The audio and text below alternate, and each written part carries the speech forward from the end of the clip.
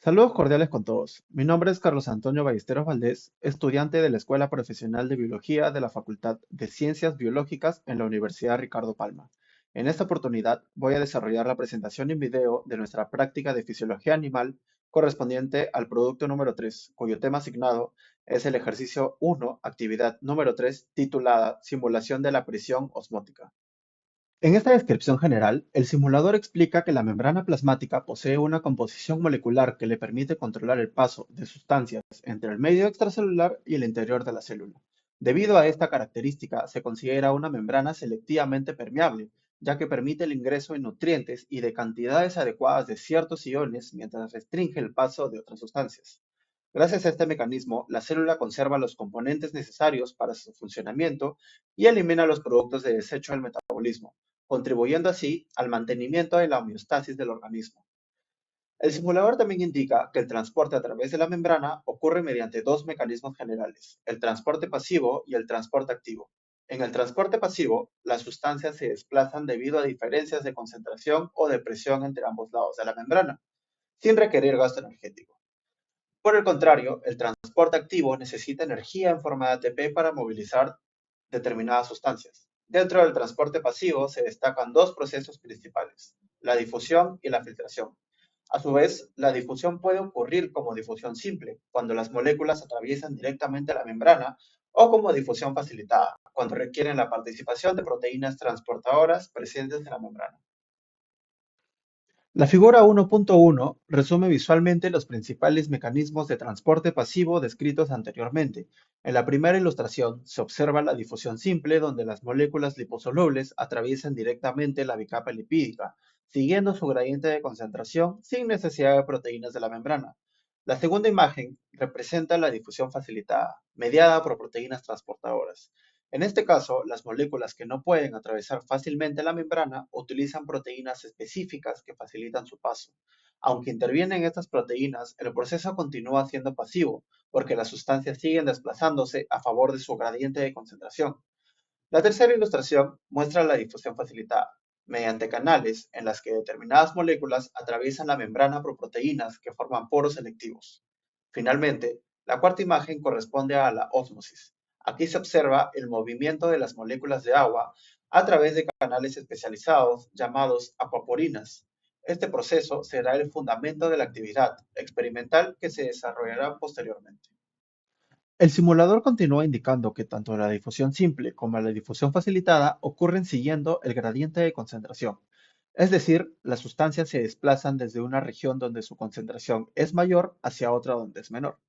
Este movimiento es consecuencia de la energía cinética, propia de las moléculas y continúa hasta alcanzar el equilibrio, momento en el que ya no existe un movimiento de partículas.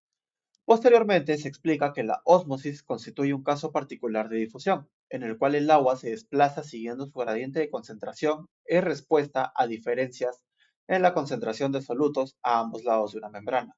Asimismo, se menciona la filtración, un proceso pasivo impulsado por un gradiente de presión y que depende del tamaño de los poros del filtro. Finalmente, el simulador introduce de manera general el transporte activo y el transporte vesicular. El transporte activo utiliza ATP para mover sustancias en contra de su gradiente de concentración, mientras que el transporte vesicular comprende mecanismos como la fagocitosis, la pinocitosis y la exocitosis, las cuales no serán abordados en esta actividad.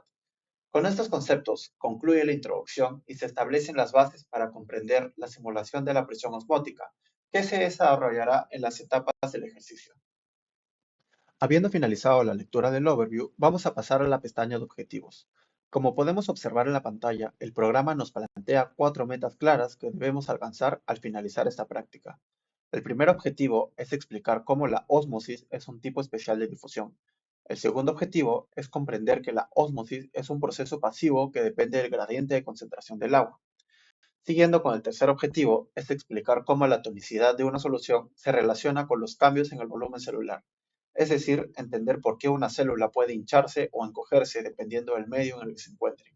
Y finalmente, el cuarto objetivo es comprender las condiciones que afectan la presión osmótica, que es la fuerza que evaluaremos en el simulador.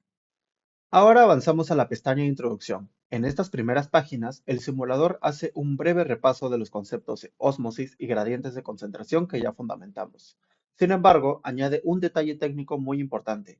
Nos aclara que si colocamos agua pura o destilada a ambos lados de la membrana, las moléculas de agua seguirán cruzando de un lado a otro constantemente, pero no habría un movimiento neto de ósmosis, ya que las concentraciones estarían iguales. En esta segunda página, después de repasar la tonicidad, el texto nos introduce a la dinámica física de nuestro experimento. Nos plantea trabajar en un sistema cerrado donde los volúmenes no pueden cambiar. Al no poder aumentar el volumen del líquido, cuando el agua intenta entrar por ósmosis, lo que va a aumentar es la presión. Esa fuerza necesaria para oponerse al agua es la presión osmótica, que mediremos en milímetros de mercurio. Para que esto quede totalmente claro, abrimos la figura 1.2. Aquí observamos un sistema cerrado con un pistón en la parte superior. En la letra A no hay presión aplicada, así que el agua fluye libremente hacia la solución de prueba. En la letra B aplicamos una presión que es aún menor que la presión osmótica, por lo que el agua sigue entrando. Pero mire la letra C. Aquí la presión física que aplicamos con el pistón iguala exactamente a la presión osmótica de la solución. El resultado es que el flujo neto de agua se detiene por completo. Este es el principio exacto bajo el cual los medidores de nuestro simulador van a calcular los resultados. Finalmente, en la última página de la introducción, se nos presenta formalmente el equipo virtual que utilizaremos. Consiste únicamente en dos componentes principales. Primero, un vaso de precipitado izquierdo y uno derecho, donde colocaremos las soluciones para evaluar la difusión entre los solutos. Y segundo, las membranas de diálisis. Estas membranas cuentan con diferentes límites de corte de peso molecular, lo que nos permitirá variar el tamaño de los poros para nuestra simulación. Con las reglas físicas y el equipo ya definidos, estamos listos para continuar. Comenzamos ahora con el cuestionario previo al laboratorio. La primera pregunta nos plantea, ¿cuál de las siguientes afirmaciones es cierta acerca de la ósmosis? De acuerdo con lo que acabamos de leer en la fundamentación teórica, la ósmosis se define textualmente como el movimiento de agua a través de una membrana selectivamente permeable. Por lo tanto, la respuesta correcta es que la ósmosis es un tipo de difusión. Elegimos esta opción porque el agua, al igual que los solutos, en la difusión simple, se mueve a favor de su gradiente de concentración para alcanzar un equilibrio, por lo que no requiere gasto de energía metabólica. Seleccionamos esta alternativa y enviamos. Pasamos a la segunda pregunta, que nos plantea cuál de las siguientes situaciones ocurre cuando se añade una solución hipertónica a las células. Para responder esto, recordamos el concepto de tonicidad que leímos en el overview. Sabemos que en una solución hipertónica, la concentración de solutos es mayor en el medio extracelular, debido al gradiente osmótico. El agua se va a mover desde el interior de la célula hacia el exterior, intentando equilibrar las concentraciones. Al perder agua, el volumen celular disminuye drásticamente, haciendo que las células se encoja o sufra inclinación. Por lo tanto, seleccionamos la opción las células se encogen y enviamos nuestra respuesta.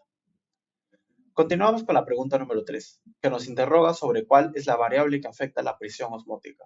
Recordando la teoría que nos brindó el simulador, tanto como en la introducción como en el overview, sabemos que si las moléculas de un soluto logran pasar de un lado a otro a través de la membrana, las concentraciones se igualan de forma natural y la presión final será cero. Por lo tanto, la presión osmótica aparece únicamente cuando los solutos quedan retenidos, es decir, cuando se trata de solutos no difusibles que obligan al agua a moverse por ósmosis para buscar el equilibrio. Sabiendo esto, seleccionamos la opción la concentración de solutos no difusibles y enviamos nuestra respuesta. Llegamos a la cuarta pregunta del cuestionario, que nos dice el movimiento neto de agua sería hacia el interior de la célula en una. Para fundamentar nuestra respuesta, podemos hacer el contraste con la segunda pregunta. Para que el flujo neto de agua se dirija hacia adentro de la célula, el medio extracelular debe tener una menor concentración de solutos en comparación con el medio intracelular. A este tipo de medio se le define como una solución hipotónica. En este escenario, el agua se mueve a favor de su gradiente e ingresa masivamente a la célula buscando equilibrar el sistema, lo que hace eventualmente provocaría que se hinche. Por lo tanto, marcamos la solución hipotónica y chequeamos nuestra respuesta. Con esta última pregunta hemos finalizado nuestro cuestionario previo. Hacemos clic en enviar para asegurarnos de que todas nuestras respuestas y resultados queden registrados formalmente en el reporte de laboratorio generado por el programa. Habiendo consolidado toda nuestra base teórica y entendiendo las variables, procederemos oficialmente a la fase de experimento. Iniciamos oficialmente la fase experimental de nuestro laboratorio. Lo primero que haremos es seleccionar una membrana de diálisis con un límite de corte de peso molecular de 20 mWco. La arrastramos y la colocamos en el soporte central que divide ambos compartimientos. Ahora prepararemos las soluciones. En el panel izquierdo aumentamos la concentración de cloruro de sodio a 5,00 milimoles y hacemos clic en Dispense para llenar el vaso. Para el vaso derecho seleccionamos agua desionizada y la vertemos asegurándonos de tener un compartimiento con solutos y otro con agua pura.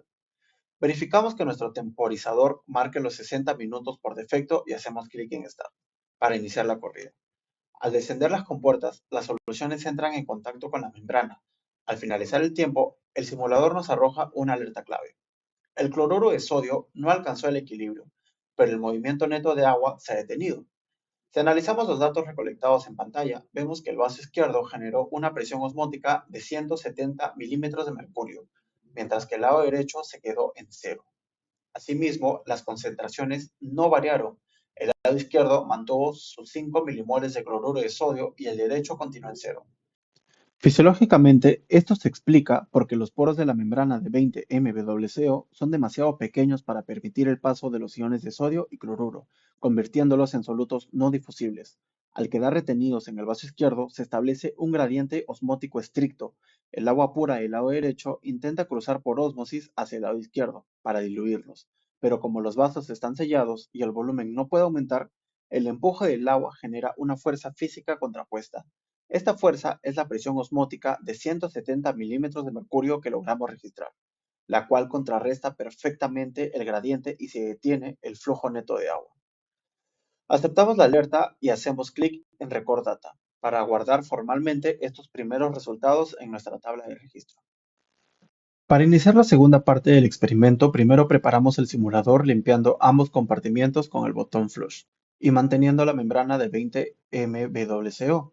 Esta vez duplicamos la concentración de cloruro de sodio en el vaso izquierdo, dosificando 10,00 milimoles, mientras que en el derecho volvemos a colocar agua desionizada. Antes de correr el ensayo, el sistema nos solicita una predicción sobre el impacto de este aumento en la presión osmótica. Hemos seleccionado la opción A, planteando que la presión osmótica va a aumentar. Sustentamos esto porque ya demostramos en la primera parte que el cloruro de sodio no puede atravesar los poros de 20 MWco, al ser un soluto no difusible. Si duplicamos su cantidad en el compartimiento izquierdo, el gradiente químico que atrae el agua por ósmosis se volverá mucho más fuerte. Por lo tanto, se requerirá una fuerza física e hidrostática proporcionalmente mayor a detener el flujo neto de agua hacia la izquierda, lo que se traducirá en un incremento lineal y directo de la presión osmótica en nuestra tabla de datos. Hacemos clic en Submit para continuar la simulación. Iniciamos la tercera parte de nuestro experimento donde evaluaremos el comportamiento del sistema al duplicar la concentración inicial del soluto. Primero, limpiamos completamente los compartimientos presionando el botón Flash. Volvemos a colocar la membrana de 50 mWco en el soporte central, pero esta vez ajustamos la concentración de cloruro de sodio en el vaso izquierdo a 10,00 milimoles por litro y hacemos clic en Dispense. Al igual que antes, llenamos el compartimiento de derecho con agua desionizada y presionamos Start para iniciar la corrida de 60 minutos. Al concluir la simulación, el programa nos muestra una alerta fundamental que indica que el cloruro de sodio ha alcanzado un equilibrio químico perfecto. Si observamos detenidamente los resultados en la pantalla y nuestra tabla de registro, notamos que tanto la presión final en el vaso izquierdo como la tasa de filtración osmótica se mantuvieron estrictamente en cero. Fisiológicamente, este resultado consolida el principio de que el aumento de la concentración de un soluto no altera la presión osmótica, si dicho soluto es completamente capaz de difundir a través de la membrana. Dado que los poros de 50 mWco siguen siendo lo suficientemente grandes para permitir el libre tránsito de los iones de sodio y cloruro. Estos se desplazan a favor de su gradiente químico de manera pasiva hasta igualar ambos compartimientos. Al no existir un gradiente osmótico neto que obligue al agua a desplazarse, la fuerza hidrostática contrapuesta es nula. Cerramos la alerta haciendo clic en OK y registramos esta nueva fila de datos en nuestro reporte de laboratorio. Para iniciar la cuarta corrida, el simulador nos pide arrastrar la membrana de 50 mWco de regreso a la cabina de membranas y presionar Flush debajo de cada vaso para limpiar por completo los compartimientos.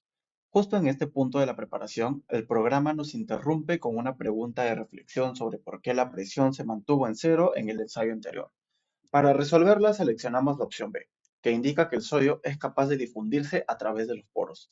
Sustentamos esto fisiológicamente porque el diámetro de corte de la membrana de 50 mWco es lo suficientemente grande como para permitir el paso libre de los iones de sodio y cloruro, convirtiéndolos en solutos difusibles.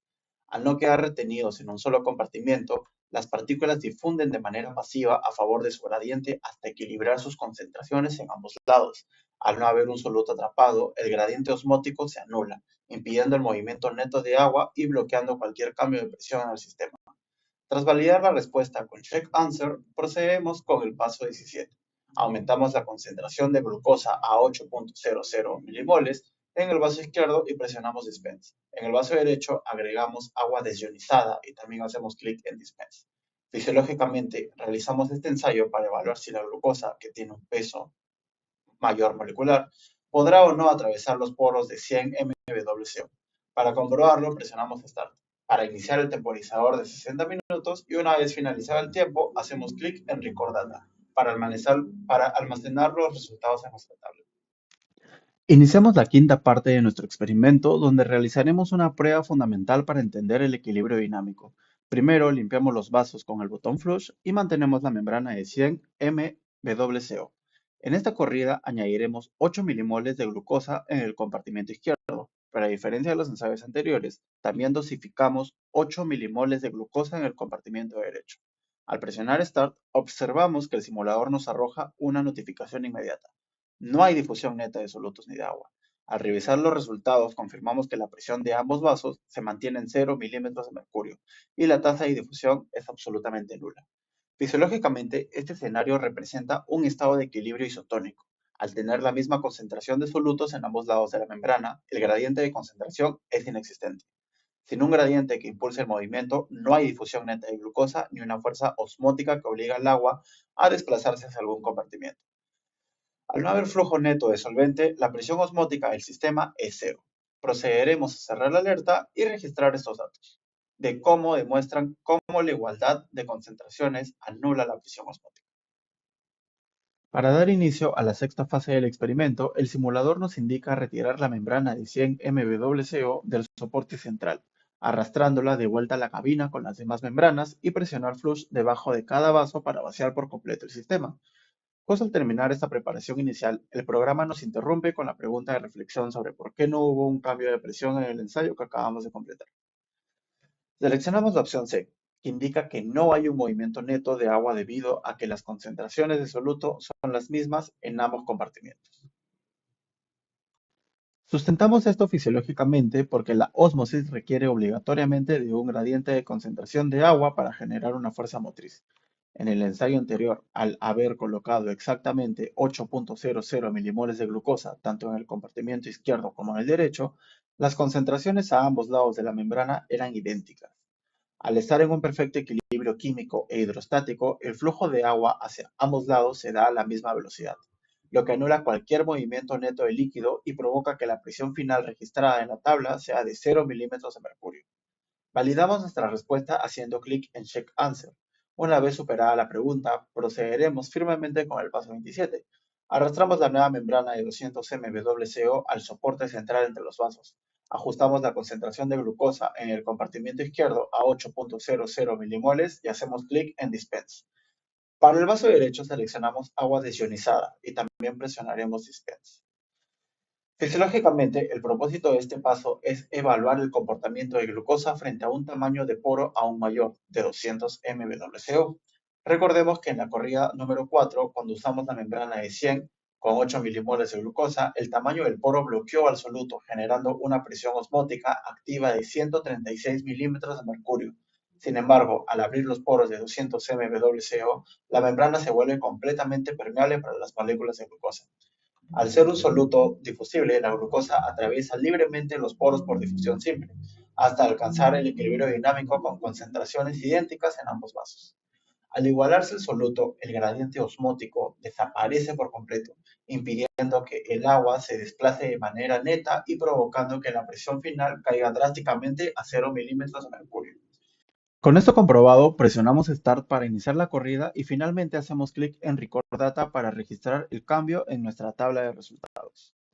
Iniciamos esta última etapa del experimento con el paso 31, presionando flush debajo de cada uno de los vasos para limpiar y vaciar por completo el sistema tras el ensayo anterior, manteniendo colocada la membrana de 200 mWco. Luego, avanzando estrictamente al paso 32, incrementamos la concentración de albúmina a 9.00 milimoles en el vaso izquierdo y hacemos clic en Dispense. Inmediatamente pasamos al 33 para dirigirnos el vaso derecho, donde aumentamos las concentraciones de glucosa a 10.00 milimoles y también presionamos Dispense. Antes de iniciar la simulación, el programa nos plantea la pregunta de predicción sobre cuál será el resultado de la presión bajo estas condiciones. Aquí seleccionamos la opción C, que indica que habrá presión sobre el vaso izquierdo. Sustentamos esta predicción fisiológicamente analizando la permeabilidad selectiva de esta membrana de 200 mWco. La albúmina es una proteína con un peso molecular masivo, por lo que la membrana es totalmente impermeable para ella, dejándola atrapada a una concentración de 9 milimoles en el lado izquierdo. Por el contrario, la glucosa sí es un soluto difusible a través de este tamaño de poro. Por ende, difundirá de forma pasiva a favor de su gradiente desde el vaso derecho hacia el izquierdo hasta equilibrarse en 5 milimoles en ambos compartimentos. Esto provoca que el vaso izquierdo termine con una concentración de solutos totales mucho mayor debido a la albúmina retenida, generando un gradiente osmótico permanente que atraerá el agua derecha a izquierda. Como consecuencia, el movimiento neto de agua elevará la presión hidrostática únicamente en el vaso izquierdo. Tras validar la predicción, iniciamos la simulación. Registramos los resultados en la tabla y completamos oficialmente el experimento haciendo clic en Submit en la ventana de felicitaciones. Comenzamos con el cuestionario posterior al laboratorio. La primera pregunta nos plantea un caso directo. Si duplicas la concentración de un soluto no difusible que está en un lado de una membrana, la presión osmótica, ¿qué efecto sufrirá? Como ven en pantalla, hemos seleccionado la opción C, la cual afirma que la presión osmótica se duplicará. Sustentamos esto porque la presión osmótica es una propiedad coligativa, lo que significa que depende de forma lineal de la cantidad de partículas atrapadas que no pueden cruzar la membrana, como comprobamos en nuestra primera corrida con el cloruro de sodio. Si esas partículas no difunden, generan la fuerza que atrae al agua por ósmosis. Por lo tanto, si duplicamos la cantidad de soluto no difusible, el gradiente y la presión osmótica resultante aumentarán exactamente el doble. Guardamos la respuesta y hacemos clic en continuar. Pregunta 2. En la segunda pregunta se nos consulta cuál membrana impidió por completo el paso del cloruro de sodio. Hemos seleccionado la opción A, correspondiente a la membrana de 20 mWco. Sustentamos esta respuesta con los datos de nuestra primera corrida experimental, donde vimos que al usar esta membrana, la concentración de solutos a la derecha se mantuvo en cero y se generó una presión osmótica de 170 milímetros de mercurio. Esto demuestra que los poros de 20 mWco son físicamente más pequeños que los iones de sodio y cloruro, convirtiéndolos en solutos no difusibles que quedan completamente retenidos. Pregunta 3. En la tercera pregunta, analizamos qué sucede cuando un soluto es completamente capaz de difundirse a través de una membrana. Hemos marcado la opción B, ya que se alcanza el equilibrio químico. Sustentamos esto con lo observado en las corridas de cloruro de sodio con membranas de 50, 100 y 200 mWco, así como en los ensayos de glucosa. Al ser el poro lo suficientemente grande, las partículas se desplazan libremente a favor de su gradiente hasta igualar sus concentraciones en ambos compartimentos. Como el soluto se distribuye de forma homogénea por sí solo, el gradiente osmótico se anula, lo que evita que ocurran movimientos netos de agua o cambios de presión en el sistema. Pregunta 4. En la cuarta pregunta se nos cuestiona hacia dónde se difunde el agua durante el proceso. Hemos seleccionado la opción C, hacia los solutos. Sustentamos esto con los principios fundamentales de la ósmosis que repasamos y observamos en el simulador. El agua siempre se desplaza de forma pasiva a favor de su propio gradiente de concentración. Es decir, viaja desde donde hay una mayor cantidad de agua pura hacia el compartimiento que tiene mayor concentración de solutos no difusibles para intentar diluirlos.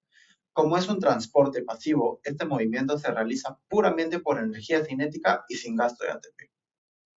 Ahora nos encontramos en la hoja de repaso. La primera pregunta que se nos plantea es la siguiente. Explica el efecto que tuvo el aumento de la concentración de cloruro de sodio en la presión osmótica y por qué tiene este efecto, que también se comparan los resultados con tu predicción. Recuerda que durante el experimento se te preguntó qué efecto crees que tendrá el aumento de la concentración de cloruro de sodio. Respondiste A. Aumentó la presión osmótica. Sabemos que el efecto de aumentar la concentración de cloruro de sodio depende netamente de la permeabilidad de la membrana utilizada. En este caso, mi predicción de que la presión osmótica aumentaría no coincidió con el resultado, debido a que empleamos la membrana de 50 mWco. Al ser poros grandes, el cloruro de sodio actuó como un soluto difusible que cruzó libremente hasta equilibrarse en ambos lados, anulando el gradiente y manteniendo la presión en 0 milímetros de mercurio. El aumento que predije originalmente solo se habría observado usando una membrana impermeable como la de 20 mWco donde el soluto queda atrapado, obligando al agua a desplazarse por ósmosis y elevando la presión de forma lineal. Teniendo esto en cuenta, procederemos a responder que el efecto depende de la permeabilidad de la membrana. Mi predicción de que la presión aumentaría no coincidió con este ensayo, porque se utilizó la membrana de 50 mWco a través de la cual el cloruro de sodio difunde libremente. Al alcanzar el equilibrio en ambos lados, la presión se mantuvo en 0 milímetros de mercurio. Dicho incremento de presión solo ocurre si el soluto es no difusible, como en la membrana de 20 mWco, donde las partículas quedan atrapadas y generan un gradiente osmótico lineal. La segunda parte de la hoja de repaso nos dice, describe una forma en que la ósmosis es similar a la difusión simple y una forma en la que es diferente. A esto podemos decir que su principal similitud es que ambos procesos son tipos de transporte pasivo. Esto significa que ocurren de manera totalmente espontánea a favor de una gradiente de concentración y sin que la célula tenga que gastar energía o ATP. Por otra parte, la gran diferencia radica en la sustancia que se desplaza. Mientras que en la difusión simple lo que se mueve son las partículas del soluto a través de la membrana, en la ósmosis el movimiento es exclusivo del solvente, es decir, es el agua la que se desplaza a través de una membrana selectivamente permeable. Teniendo esto en cuenta, procederemos a responder que, en similitud, en ambos son procesos de transporte pasivo que ocurren de forma espontánea a favor de un gradiente de concentración, sin requerir gasto de energía celular, o sea, el ATP. Y la diferencia sería que la difusión simple consiste en el movimiento de partículas de soluto directamente a través de la membrana, mientras que la ósmosis es específicamente el movimiento del solvente a través de una membrana selectivamente permeable. La tercera parte de la hoja de repaso nos dice, los solutos a veces se miden en milimoles. Explica la afirmación, el agua persigue a los milimoles.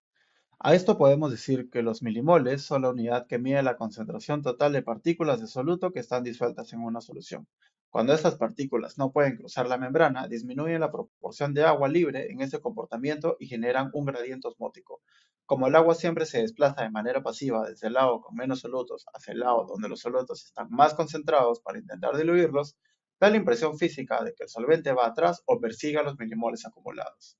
Teniendo eso en cuenta, procederemos a responder que los milimoles miden la cantidad de partículas de soluto osmóticamente activas en una solución. La frase significa que el agua siempre se moverá por ósmosis hasta el compartimiento que presenta la mayor concentración de milimoles de solutos no difusibles con el fin de diluirlos y equilibrar el sistema. Por último, la cuarta parte de la hoja de repaso nos dice, las condiciones fueron 9 milimoles de albúmina en el vaso izquierdo y 10 milimoles de glucosa en el vaso derecho con la membrana de 200 mWco colocada. Explica los resultados. ¿Qué tan bien coincidieron los resultados con tu predicción? A esto podemos decir que los resultados obtenidos coincidieron de manera perfecta con nuestra predicción de que se generaría presión sobre el vaso izquierdo. Esto se explica porque al emplear la membrana de 200 mWco, la glucosa se comporta como un soluto difusible que cruza libremente desde el compartimiento derecho al izquierdo hasta alcanzar el equilibrio, distribuyéndose uniformemente y anulando su propio efecto osmótico. Por el contrario, la albúmina es una macromolécula no difusible que queda retenida en su totalidad en el lado izquierdo. Al ser el único soluto atrapado, la albúmina genera de forma exclusiva el gradiente osmótico que atrae el agua hacia su compartimiento, elevando la presión en el vaso izquierdo hasta los 153 milímetros de mercurio. Teniendo en cuenta, procederemos a responder que los resultados coincidieron perfectamente con la predicción. Al utilizar la membrana de 200 mWco, la glucosa del vaso derecho se difunde de forma pasiva hacia el vaso izquierdo hasta alcanzar el equilibrio, por lo que no contribuye a la presión osmótica neta. En cambio, los 9 milimoles de albúmina no pueden atravesar los poros y quedan confinados por completo en el vaso izquierdo, actuando como un soluto no difusible. Esto genera un gradiente osmótico sostenido que atrae agua hacia el compartimento izquierdo, produciendo en este una presión osmótica final de 153 milímetros de mercurio. Con esto guardamos nuestro reporte en PDF y damos por concluido el laboratorio. En resumen, este experimento nos demostró que la presión osmótica depende estrictamente de los solutos no difusibles. Cuando un soluto puede atravesar la membrana, se equilibra y la presión se mantiene en cero. Pero si el soluto queda atrapado debido al tamaño del poro, genera un gradiente que arrastra el agua y eleva la presión de forma proporcional a su concentración. Muchas gracias por acompañarme y nos vemos en la próxima práctica.